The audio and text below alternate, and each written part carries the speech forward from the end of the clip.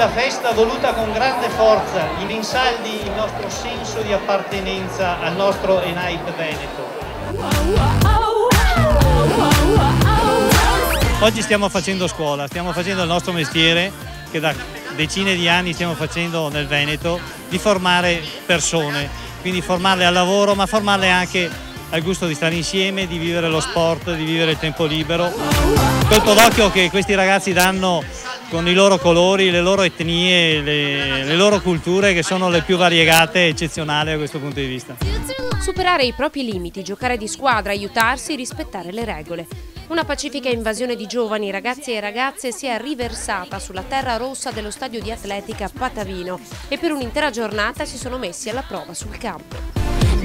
Una prova generale sia per quello che facciamo in tutta Italia, sono 40.000 i ragazzi che frequentano i nostri corsi, e sia soprattutto una prova generale nella vita di questi ragazzi, perché la vita assomiglia molto a una giornata come questa.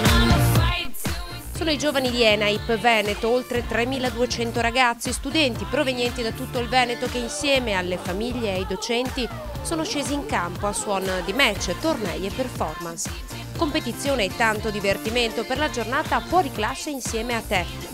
Ad un anno di vita dalla nascita dell'associazione polisportiva dilettantistica che si chiama proprio Fuori Classe, i ragazzi sono stati i veri protagonisti.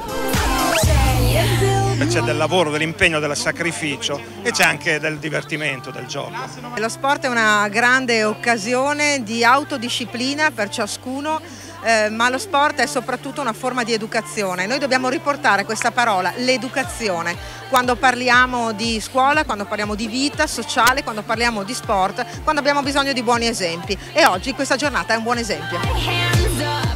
Oltre allo sport, laboratori di danza, musica, murales, trucco e acconciatura. La manifestazione andata in scena il 29 aprile si è dislocata tra lo stadio, il Pala Arcella e gli impianti San Carlo. Per crescere, vincere rispettando le regole, se stessi e gli altri. È la miglior palestra.